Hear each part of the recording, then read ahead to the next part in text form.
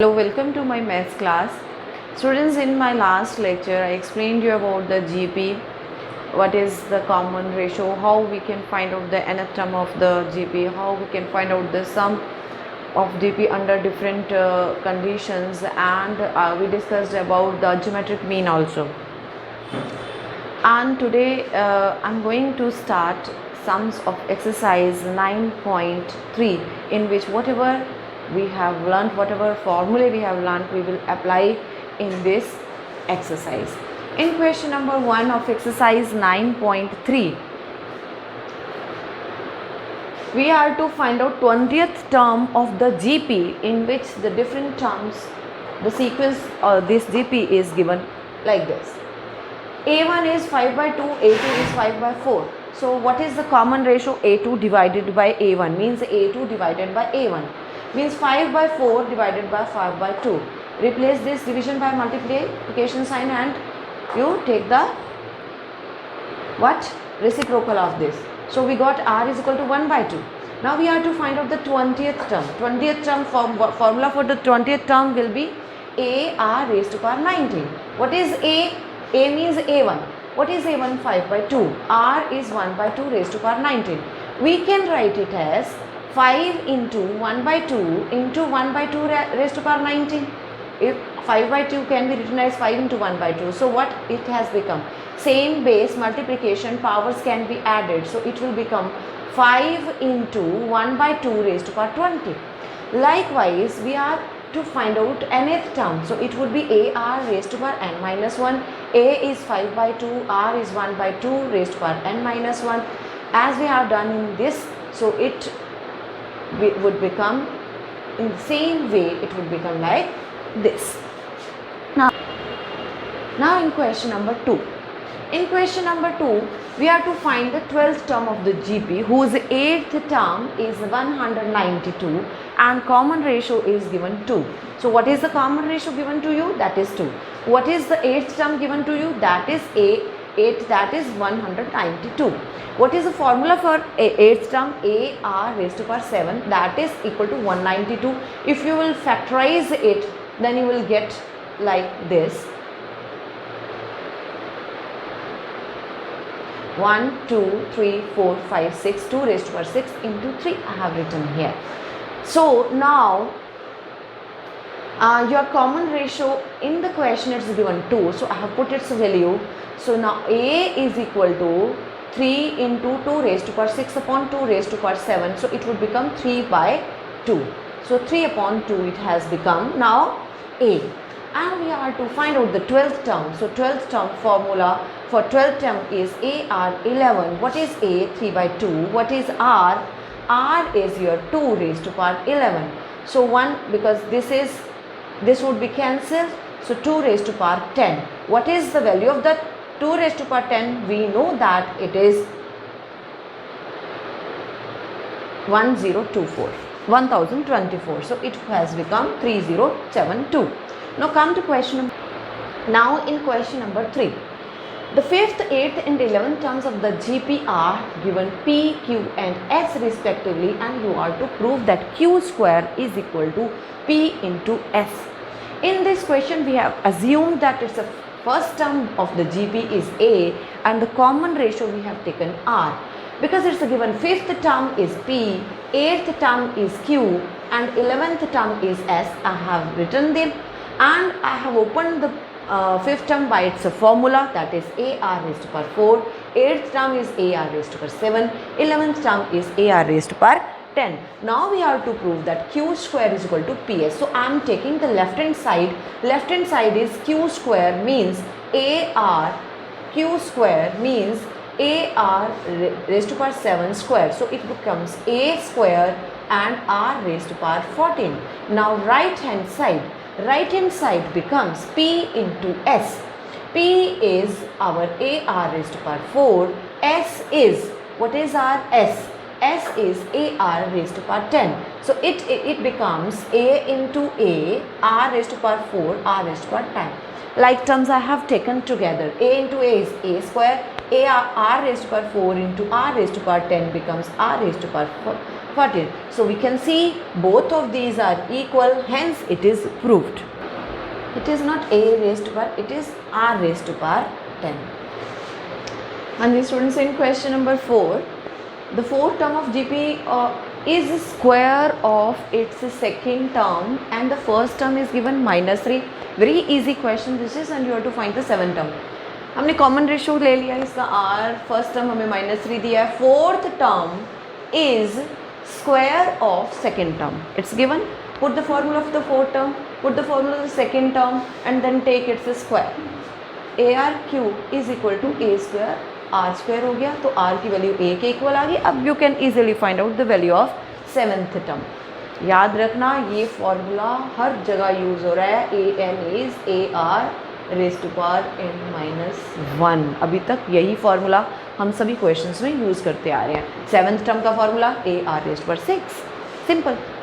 अब which term of this GP, ये GP है, इसकी कौन सी ऐसी टर्म है जो 128 होगी? तो उसके लिए हमारे पास an यानी an दिया, हमने मान लिया nth term is 128. Let nth term जो है इसकी that is 128. First term is given 2, second term is this, तो common ratio A2 divided by A1 करके हमने निकाल लिया. अब मैंने जब nth टर्म लिया 128 और मुझे n निकालना है, तो nth टर्म का फॉर्मूला जैसा कि अभी मैंने बताया वो formula I have applied here. 128 का प्राइम फैक्टराइजेशन करके मैंने इसको निकाला. This is 2 raise to power 7. अभी ये रूट 2 है, तो मैं इस a को, जो मेरे पास ये a था, ये वन जिसे मैं बोल रही हूँ, उसको भी रूट 2 में कन्वर्ट कर रही हूँ और इसको भी, ठीक है, सारे ताकि रूट में कन्वर्ट हो जाए. तो 2 can be written as root 2 square and this 2 can be also written as root 2 square. This can be, power of power is multiplied, so root 2 raise to power 14 हो गया. और ये इधर मल्टीप्लाई हो रहा है तो इधर जाके ये डिवाइड हो गया. और क्योंकि ये डिवीजन में है, सेम बेस है, पावर विल बी सब्ट्रैक्टेड. 14 - 2 हो गया 12. अब क्योंकि यहाँ पर ये देखिए, क्योंकि बेस सेम है, इक्वल टू का साइन है, तो powers can also be equated, they can be compared. So n-1 is equal to 12, तो n इज इक्वल टू 13, यानी 13th टर्म जो है वो 128 है. ठीक है, अब आ जाइए आप 6th क्वेश्चन पर. इसने बोला कि x की कौन सा क्या नंबर है, ये x फाइंड आउट करना है, इसका वैल्यू फाइंड आउट करना है. वैसे तो जब भी 3 टर्म्स आपकी जीपी में दिखें तो मिडिल टर्म का स्क्वायर एक्सट्रीम टर्म्स के प्रोडक्ट के इक्वल होता है, क्योंकि ये जो होता है आपका, ये जीएम होता है, ज्योमेट्रिक मीन होता है ना. और ज्योमेट्रिक मीन मैंने क्या बताया था, इन दो नंबर्स का ज्योमेट्रिक मीन जो है वो होता है square root of A B. यानी कि x कैसे निकलेगा, स्क्वायर रूट ऑफ -2/7 इंटू -7/2. तो x आ गया ये आपके पास, ठीक है. लेकिन हम अभी इसको दूसरे तरीके से करके दिखा रहे हैं. A2 divided by common ratio same होगी कि नहीं. If given sequence is GP, therefore common ratio will be equal, will be same, ठीक है, of consecutive. Common ratio of consecutive terms will be same, ठीक है. तो हमने क्या किया, A2 divided by A1 is equal to A3 divided by A2. Values put किए इसकी, ये इधर गया तो x² is equal to this, तो x इज इक्वल टू +-1 आया है. या हमने यहाँ पर ज्योमेट्रिक मीन का कॉन्सेप्ट क्यों नहीं लगाया, क्योंकि अगर आप पिछले लेक्चर में देखें तो वहाँ पर ये बात बताई गई थी कि ज्योमेट्रिक मीन लेने के लिए इन दोनों नंबर्स का क्या होना चाहिए, पॉजिटिव होना ज़रूरी है, ठीक है. तो यहाँ पर ये नेगेटिव है, इसलिए हमने इस मेथड से किया इसको. हाँ जी, अब क्वेश्चंस आ गया sum of the terms of the GP. पहले मैं आपको फार्मूला बता दूँ. सम ऑफ जीपी का फार्मूला n टर्म्स के लिए AR raise to power n-1 upon r-1, अगर हमारा r ग्रेटर देन 1 होगा, ठीक है. और हम लेंगे इसको A1 - r raise to power n upon 1 - r अगर हमारा r लेस देन 1 होगा, ठीक है. ये फार्मूला हम इसमें अप्लाई करेंगे. तो पहला है आपके पास ये सीक्वेंस दिया हुआ है, जीपी में है, and you have to find out the sum of this GP. तो A1 क्या है, √7. r क्या हो गया, A2 डिवाइडेड बाई A1, तो √21 डिवाइडेड बाई √7 दैट इज √3. क्योंकि आपको पता है कि अगर स्क्वायर रूट में डिवीजन में है तो हम उनको इकट्ठा लिख सकते हैं ऐसे. तो that in that way I have done a formula make this √3. √3 is greater than 1, r is greater than 1, put this formula. ये वाला फॉर्मूला हमने अप्लाई कर दिया. a की वैल्यू √7 है, r की वैल्यू √3, रेस्ट बार n -1 अपॉन √3 -1। अब इसको रेशनलाइज करना बाकी रह गया बस। आप क्या कीजिए, √3 + 1 से ऊपर नीचे मल्टीप्लाई कर दीजिए, you will get the answer of this question. Now come to the next question. अब इसमें आपको एक जीपी दे रखी है 1 -a² -a³। ये a ना -1 के इक्वल नहीं है। क्यों नहीं है इक्वल? क्योंकि अगर ये -1 के इक्वल होता है तो क्या होगा, ये 1 फिर 1 फिर 1, ये सारे 1 1 1 आते चले जाएंगे, इसलिए ये -1 के इक्वल। और दूसरा कारण क्या है कि r यहाँ पर -1 के इक्वल होगा। अभी लास्ट में देखो, चलो पहले तो आप हम इसको करते हैं। एस एन का formula a 1 -r⁻n upon 1 -r। क्योंकि थोड़ा सा मुझे ये नेगेटिव दिख रहा है इसलिए मैंने r<1 वाला ये वाला फॉर्मूला लगा दिया है। अगर आप दूसरा फॉर्मूला भी लगा देते हैं तो इसमें कोई फ़र्क नहीं पड़ता, वो तब भी करेक्ट होगा, कोई प्रॉब्लम नहीं है, ठीक है। तो r की वैल्यू आपने -a यहाँ पर पुट की और n अपॉन 1 -r, r है -1 तो +1।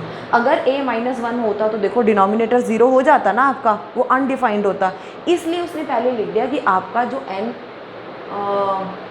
a की वैल्यू, सॉरी यहाँ पर a की वैल्यू जो है यहाँ लिखना चाहिए, सॉरी ये n नहीं, a की वैल्यू जो है वो -1 नहीं है, a की वैल्यू -1 नहीं है, क्योंकि a की वैल्यू -1 होते डिनोमिनेटर 0 हो जाएगा और डिनोमिनेटर 0 होते ये अनडिफाइंड हो जाएगा इसलिए। और यहाँ पर हमें n पता नहीं है ये इवन है या ऑड है, तो इसलिए ये नेगेटिव यहाँ पर रहेगा और उसकी पावर में n भी रहेगा। This is your final answer. अभी ये क्वेश्चन आया है, दिस इज़ क्वेश्चन नंबर 11। ये summation of 2 + 3k and k is varying from 1 to 11। Summation means you are to find out the sum of these terms. बस इसमें k की value change करते रहिए और दोबारा 1 से लेकर 11 तक आपने चेंज करनी है k की वैल्यू। तो keep on changing the values of the k and keep on adding because it's a submission, so you should keep on adding these terms. So 2 + 3⁻1, 2 + 3⁻2, likewise up to you are to go 2 + 3⁻11, क्योंकि 2 की power कुछ नहीं है तो it will remain as it is. Now we will take like terms together. 2 2 2 2 11 terms हैं यहाँ पर, वो 2 2 2 आपने ये जो 11 टर्म्स था वो आपने इधर लिख लिया और बाकी जो था 3 की पावर 1, 3 की पावर 2 अप टू 3 की power 11 you have taken separately. तो अगर हम इनका सम देखें, ये अलग तरीके से सम होगा। 2 इज़ एडेड 11 टाइम्स, तो 2 × 11 हो गया ये तो। और ये आपको जीपी दिखाई दे रही है। इस जीपी में अगर आप देखें इसमें फॉर्मूला ये लगेगा। इसमें r क्या है, r क्या है अगर आप यहाँ रफ में इधर साइड में कर लें तो a2 / a1 = r है। तो r कितना आया 3² 3, that is your 3 again, that is greater than 1, इसलिए ये वाला फार्मूला लगाया है।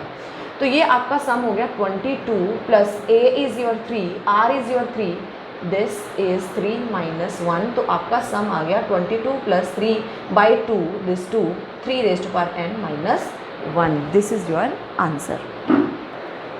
And the students, in question number 12, the sum of first 3 terms of the GP is 39/10 and the product is 1 and you have to find out the common ratio. Students, listen me carefully. Whenever the question is of AP और आपको 3 terms का सम दिया होता है, सम, तो आप 3 terms लेते हो a - d, a and a + d।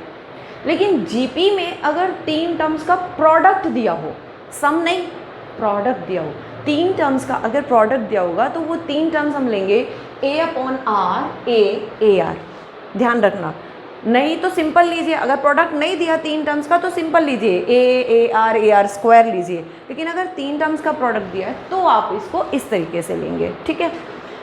तो अगर इनका प्रोडक्ट हमें 1 दिया है तो r से कैंसिल हो गया, a³ 1 तो a आ गया 1। और आगे हमें और चीज़ दी है कि 3 टर्म्स का सम जो है 39/10 है।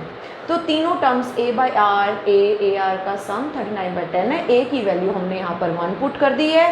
अब इसके बाद इसका एलसीएम ले लिया हमने, यहाँ पर ये एलसीएम ले लिया, क्रॉस मल्टीप्लाई किया and we got a quadratic.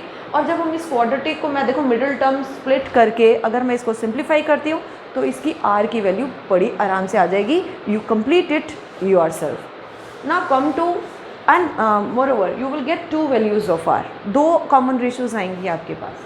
अच्छा चलिए यहाँ पर आ जाइए, how many terms of this GP are needed to give the sum 120। ये एक जीपी है, इसका सम इतना लाने के लिए कितनी टर्म्स चाहिए? तो हमारा first term A that is 3, common ratio this divided by this is 3, तो this R is greater than 1, तो सम का फॉर्मूला ये वाला लगा A R raised to power n minus 1 upon R minus 1। तो अब आपको नंबर ऑफ टर्म्स तो पता नहीं है, तो n की जगह n ही रहेगा। सम हमें पता है, सम इज 120, a भी पता है दैट इज 3, r भी पता है that is 3, raised to power n minus 1 upon 3 minus 1, तो ये 2 बन गया। तो 3/2 जब इधर गए तो ये 2/3 हो गया यहाँ पर, और ये एज इट इज़ रहा। ये 3 से ये कैंसिल हो गया, 42 ज़ा 80 आ गया, 3 raised to power n minus 1, ये माइनस 1 उधर जाएगा तो प्लस 1 81 हो जाएगा। 3 raised to power n is equal to 81, और 81 मीन्स अगर हम इसको 3 की टर्म्स में लिखें, इसके फैक्टर्स अगर हम फैक्टराइज करते हो तो 3 रेज़्ड टू पावर 4 आता है, तो n कितनी 4, यानी 4 टर्म्स का सम हमें 120 मिलेगा। आसान से क्वेश्चंस हैं, कोई मुश्किल नहीं है। अगले क्वेश्चन पर आ जाइए 14th पर। Sum of first 3 terms of GP is 16। अब दोबारा से 3 टर्म्स दी हैं जैसे इस क्वेश्चन में थी, लेकिन यहाँ तो प्रोडक्ट दिया था इसलिए हमने ए अपॉन आर, ए और ए आर लिया था। यहाँ देखते हैं कि प्रोडक्ट है, and the sum of the next 3 terms, अगली 3 टर्म्स का सम 128 है। Find the first term, common ratio and the sum to the n terms of the GP. देखिए यहाँ क्लियरली हमें product of the 3 terms is not given, that's why we are not going to take these 3 terms A upon R, A and A R. तो फिर हम क्या लें, हम लेंगे सिंपल जैसे लेते ही हैं ए आर स्क्वायर, ठीक है। अब जब हम इनको ऐड करते हैं तो ऐड करने पर 3 टर्म्स का, फर्स्ट 3 टर्म्स का सम जो है वो 16 गिवन है, okay, number 1। And according to question the sum of the next 3 terms, यानी कि A4, A5 और A6 का जो सम है वो दिया हुआ है 128। A4 का फॉर्मूला AR3, A5 का formula AR raised to power 4, A6 का formula AR raised to power 5 is equal to 128, that is also given in the question. यहाँ से एक्चुअली मैं अगर ये लेके आना चाहूँ तो मैं AR3 जैसे ही कॉमन निकाल रही हूँ, I am getting the same. तो मैंने क्या किया, यहाँ से R3 कॉमन निकाल लिया। R3 कॉमन निकालते ही यहाँ पर मेरे पास बचा A, यहाँ बचा AR और यहाँ बचा AR square, that is equal to 128। लेकिन इसकी वैल्यू तो मेरे पास है बाय 1, तो हमने यहाँ पर 1 का यूज़ किया कि इसकी वैल्यू है 16 पुट की, R3 into 16 is equal to 128 आया, R3 इससे हमारे पास 8 आया, R3 की वैल्यू 2 क्यूब, तो R आ गया 2, ठीक है। अब हमने इसको जब 1 में यूज़ किया यहाँ पर R की वैल्यू, तो A plus 2 into A plus 2 square into A, ये आपके पास आया। इससे A की वैल्यू 16/7 आई है आपके पास। और अब हमें 2 चीज़ें निकाल ली, हमने निकालना था common ratio, that we have calculated, उसके बाद हमें फर्स्ट टर्म निकालनी थी, दैट वी हैव कैलकुलेटेड।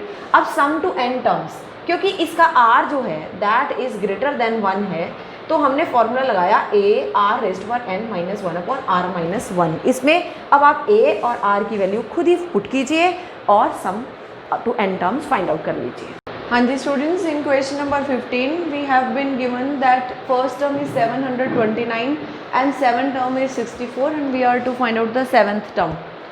तो हमने इसकी कॉमन रेशो एज्यूम किया, that is r, 7th term is 64, formula for 7th term is AR raised to power 6 is 64, A we have been given 729, R raised to power 6 is 64, R raised to power 6 is this, so 64 means 2 raised to power 6, 729 means 3 raised to power 6, so it has become 2/3 raised to power 6, so R is 2/3 which is less than 1. So now we will apply the formula for the sum when the R is less than 1, so S7 is A, 1 minus R raised to power 7 upon 1 minus R, put the value of R, that is 2/3. So this is 2/3 raised to power 7 upon 1 minus 2/3. When you will simplify, you will take the LCM of this. This is 2 raised to power 7 upon 3 raised to power 7. You will take LCM. This is 3 raised to power 7.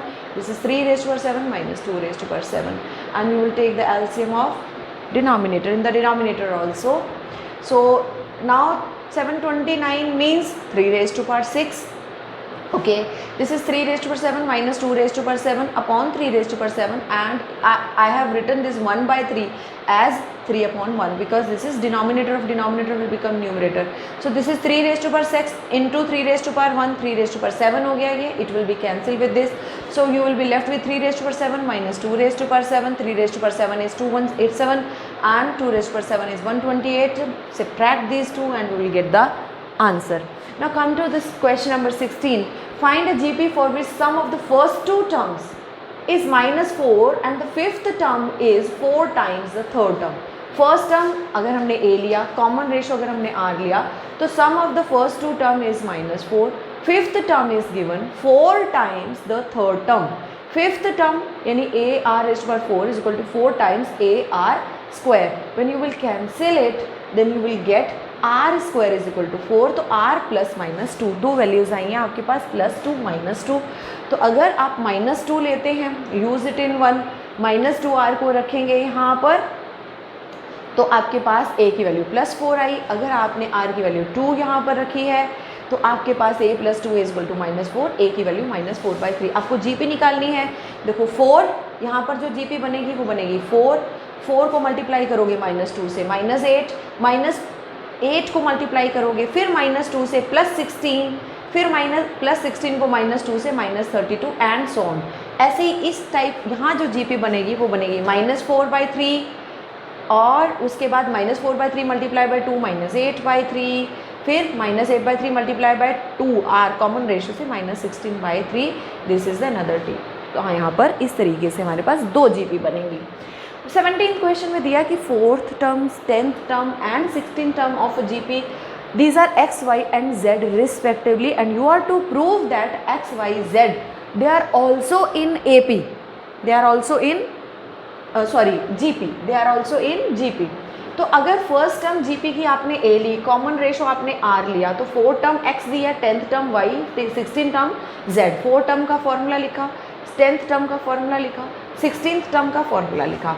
अगर आप चाहते हैं कि x, y, z GP में हो तो इनका common ratio same होना चाहिए, यानी this divided by this, y upon x, a2 divided by a1 is equal to a3 divided by a2.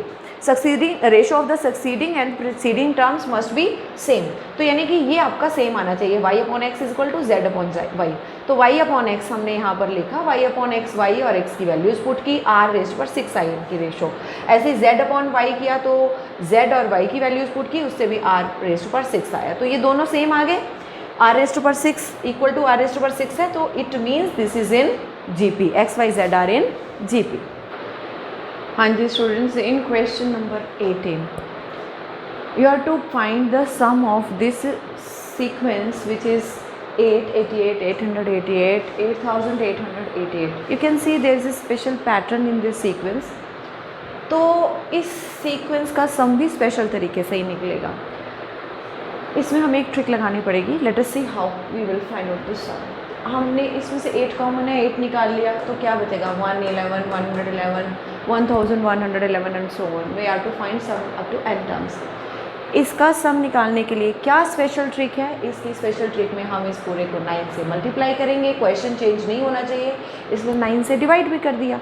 ठीक है, तो आपने अब ये जो अंदर 999, 999 है, अब इसको स्पेशल तरीके से लिखेंगे.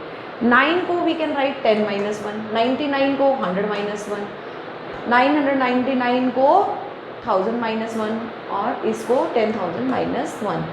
अब आपने क्या किया, like terms will take together. जैसे ये 10 है, ये 100 है, 1000 है, इन सबको इकट्ठा ऐड कर लेंगे. तो 10 को तो 10 ही लिखा, 10 रेज़ टू पावर 1, 100 को 10 raise to power 2, 10 raise to power 3 ऐसे लिखा. और ये -1 - 1 - 1 इट इज़ n टाइम्स, क्योंकि आपने n टर्म्स का सम लिया तो ये n टर्म्स आ गया आपके पास, n टाइम्स है. ओके, अब ये तो आपकी एक GP बन गई. इस GP में आपके पास a भी कितना है 10, r कितना है वो भी 10 है. r इज़ ग्रेटर देन 1 तो इसका formula a r raise to power n -1 upon r -1 and -1 is added n times, तो -1 raise to power n -1 into n हो गया ये. ठीक, अब यहाँ पर a और r की वैल्यू आपने पुट कर दी है. a की वैल्यू भी 10 है, r की वैल्यू भी पुट की, वो भी 10. और अब 8/9 को इससे भी मल्टीप्लाई किया, इससे भी मल्टीप्लाई किया, तो ये आंसर आ गया. And this is a special series. ज़रूरी नहीं ये हो, आपका हो सकता है 666, 666, 6666, चाहे जो भी क्वेश्चन हो आपने करना ऐसा ही है, उसको 9 से मल्टीप्लाई, 9 से डिवाइड करना है. अब आ जाइए आप 19th क्वेश्चन पर. 19th क्वेश्चन में find the sum of the products of the corresponding terms of the sequence. तो ये 2 सीक्वेंसेस आपको दी हुई हैं आपको इन दोनों का प्रोडक्ट निकालना है और जो प्रोडक्ट निकालने के बाद जो रिजल्टेंट सीक्वेंस आएगी उसका सम निकालना है। तो हमने फर्स्ट जीपी सेकंड जीपी लिखी और इसी कॉरस्पॉन्डिंग टर्म्स का प्रोडक्ट यहाँ पर हमने लिखा, वो एक नई सीक्वेंस आई और I found that that is also GP because this 128 is half of 256, 64 is half of 128, 8 is this is also half of half नहीं, इसको क्या बोलेंगे यार, this, हाँ। तो आप इसमें गलत है यहाँ, ये 32, इसका हाफ ये 16 है, ठीक है। तो ये सारा आप हाफ देख रहे हैं नेक्स्ट टर्म। तो ये जब आपकी every next term having the means common ratio with the previous term, ये सब में यही है, तो ये एक जीपी है। जीपी में फर्स्ट टर्म 256 है और कॉमन रेशो आप किसी से भी निकाल लीजिए, this divided by this is 1/2, this divided by this is 1/2, this divided by this is 1/2, तो सब में रेशो 1/2 आ रही है, दैट इज़ लेस देन 1। जब वो लेस देन 1 है इसलिए ये वाला फॉर्मूला आपने लगाया है जिसमें 1 पहले है आर बाद में है। अब आपने ए और आर की वैल्यू इसमें पुट कर दी है। यहाँ पर ये 1/5 तो 1 ही होगा, 2⁵ है, इसका आपने एलसीएम ले लिया, 2⁵ इधर आ गया, -1/2⁵, और इसको सिंप्लीफाई करेंगे 1 में से हाफ तो हाफ ही आएगा, और आपने इसको मल्टीप्लाई करके डिनोमिनेटर ऑफ डिनोमिनेटर इधर ऐसे लिख दिया है। अब ये 256 है 2⁸ इंटू 2⁵ होता है 32 -1 इंटू 2/1, ये हो गया 2⁸ इंटू 2⁵1, 2⁹ है, उसमें से 2⁵5 कैंसिल, ये हो जाएगा 2⁴ इंटू 32 -1 31, इसको सिंप्लीफाई किया 496 is the sum. Now come to this question number 20, वो भी ऐसा ही है। इसमें भी आपको ना दो अलग अलग सीक्वेंसेस दी हुई हैं, एक सीक्वेंस में स्मॉल a स्मॉल r ये है और दूसरे में इस तरीके से है। आपको क्या करना है कि इन दोनों की कॉरस्पॉन्डिंग टर्म्स को, यानी फर्स्ट को फर्स्ट टर्म से मल्टीप्लाई करो, सेकंड को सेकंड से, थर्ड को थर्ड से, एंड लास्ट nth टर्म को nth टर्म से मल्टीप्लाई करो, and you are to show that the resultant sequence when we obtain by multiplying the corresponding terms, the resultant sequence will also be in GP, and you are to find the common ratio of that resultant GP। तो चलिए first आपकी GP ये है, second आपकी GP ये है, corresponding terms को multiply किया हमने, तो ये एक नई हमारे पास सीक्वेंस आ गई। अभी पहले तो प्रूव करना है कि ये जीपी है, जो रिजल्टेंट सीक्वेंस है वो जीपी है। तो कॉमन रेशो निकाल लेते हैं सबका, इसका जो कॉन्सेक्यूटिव टर्म्स का रेशो है वो निकालते हैं। तो मैंने second term divided by first term करके देखा, तो r into product of small and capital r आ रहा है। फिर थर्ड को सेकंड से मल्टीप्लाई डिवाइड किया, कॉमन रेशो इसमें भी कॉन्सेक्यूटिव टर्म्स की ratio product of small and capital r आ रहा है। फिर मैंने लास्ट जो टर्म थी उससे पहले वाली टर्म के साथ उसका रेशो लिया, वो भी, तो सबकी रेशो जो है कॉन्सेक्यूटिव टर्म्स की सेम आ रही है, because the ratio of the consecutive terms is same, therefore it is GP, और इनकी कॉमन रेशो वही आएगी जो ये सब में इक्वल आ रही है, this is their common ratio. हाँ जी स्टूडेंट, क्वेश्चन नंबर 21, इसमें बोला गया find 4 numbers in GP in which third term is greater than first term by 9 and second term is greater than fourth term by 18, and you are to find out these 4 numbers। तो अब हमने क्या किया, पहला जो first term है AP का वो A ले लिया, कॉमन रेशो हमने R मान लिया। अब 4 टर्म्स GP की जो हमें चाहिए वो क्या बन जाएंगी, देखो अगर मुझे इन चारों टर्म्स का प्रोडक्ट भी गिवन होता, तो जैसे मैंने बोला था 3 टर्म्स ऑफ जीपी में अगर 3 टर्म्स का प्रोडक्ट गिवन होगा तो हम A/R AR लेंगे। ऐसे ही अगर 4 टर्म्स का प्रोडक्ट गिवन होता तो 4 टर्म्स जीपी की हम कैसे लेते, A/, पहली इधर A/R, A/R³ and then AR and then AR³, ये आप लेते, ये 4 टर्म्स लेते, ताकि इनका अगर प्रोडक्ट दिया होता तो हम सब कैंसिल करके A⁴ आ जाता। लेकिन हमारे पास प्रोडक्ट, याद रखना जीपी में 3 टर्म्स का प्रोडक्ट गिवन है, तो 3 टर्म्स लेनी है कैसे, A/R, A एंड AR अगर प्रोडक्ट गिवन हो। अगर 4 टर्म्स का प्रोडक्ट गिवन है तो कैसे लेंगे, A/R³, a upon r, sorry, this is a upon r, then a r, then a r cube. तब हम ऐसे लेते 3 टर्म्स के प्रोडक्ट में ऊपर वाली, 4 टर्म्स के प्रोडक्ट में ये। लेकिन यहाँ पर हमें 4 टर्म्स जो जीपी में उनका प्रोडक्ट नहीं गिवन है, इसलिए हमने ये 4 टर्म्स जीपी की ऐसे ली हैं जो यूजुअली जैसे होती हैं। चलिए ओके, अब एज पर the question it is given third term is greater than first term by 9। I have written as it is in the mathematical form. Third term is bigger than the first term, तो इन दोनों को subtract करेंगे, जो bigger minus smaller, कितना, that is 9। कितना बिगर है third first से, 9/9, तो इनकी वैल्यूज पुट की, ये आ गया। अब बोला है second term is greater then fourth term by 18, second term is greater then fourth by the fourth term by 18, तो second term is bigger now, greater है, तो उसमें से ये स्मॉलर चला गया, एंड दैट इज कितना दोनों का डिफरेंस कितना, 18। इनकी वैल्यूज पुट कर दी। अच्छा देखिए, एक चीज़ और बता रही हूँ आपको, in AP if you have been given any two relation between arithmetic progression की बात कर रहे हैं, वहाँ पर 2 हमारे पास कोई रिलेशनशिप्स आते हैं ना, उनको सब्ट्रैक्ट करते हैं, उसमें हमारे पास डी की वैल्यू आ जाती है। लेकिन जीपी में इस तरीके से अगर 2 रिलेशनशिप आते हैं, आप उनको डिवाइड करेंगे।